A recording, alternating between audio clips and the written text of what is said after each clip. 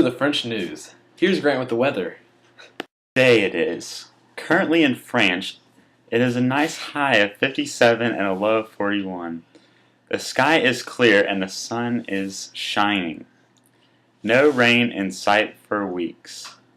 Since it is a bit chilly, I recommend you all wear heavier clothing and get those fires ready. To all of you in Versailles, I've got some bad news. If you haven't noticed yet, dark clouds are rolling in. Looks like we are going to see some bad thunderstorms. If I were you, I'd stay indoors because it's going to be a bad one. The wind speed is going to be up to 45 miles an hour. It's going to be here in a few hours, so get ready.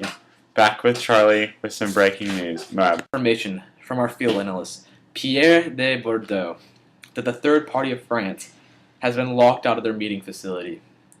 They've decided that they would take authority and break into an indoor tennis court.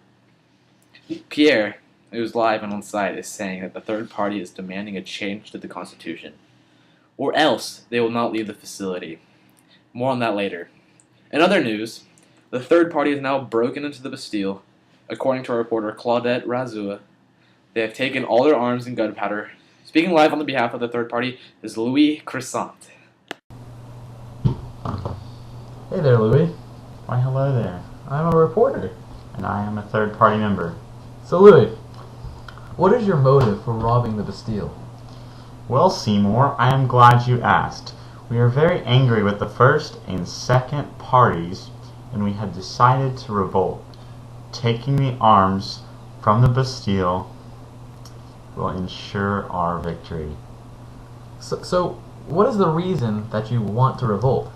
Well, we feel that we have no rights, and yet we are the ones who are paying all the taxes.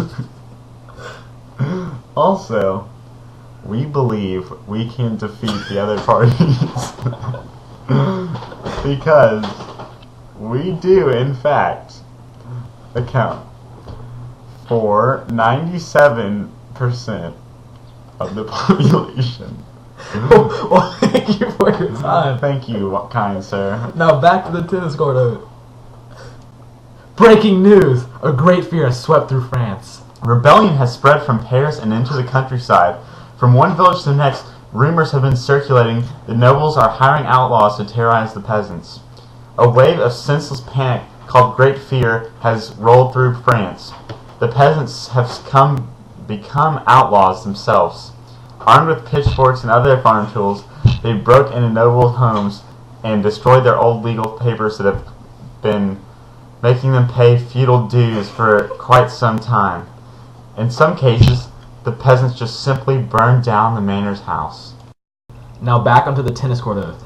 The Third Estate, being led by Honor Gabriel Ricuti, began to call themselves the National Assembly.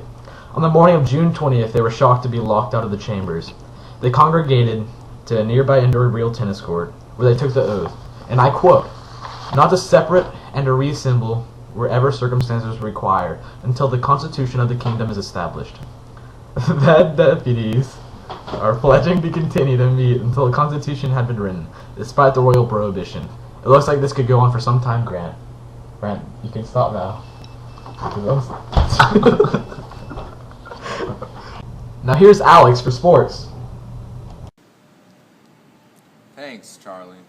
On-scene reporters have found that kids have been playing with pounds of gunpowder to make sand castles and the such. More news on that later. Now it's time for the Daily Devotional. Hello, I am Louis Crescent bringing you today's daily devotional, which is Genesis 5:10, which says, "Then Enoch lived 815 years after he became the father of Kenan, and he had other sons and daughters." So, as you can see from those, there's two things I want to point out in this verse. Enoch lived 800 and something years, and so that proves that he's very old. People in this time lived a lot longer than us, and he was the father of Kenan, so that means that he did have children, in fact. So, more on that later. Thank you. And that's the news. And time for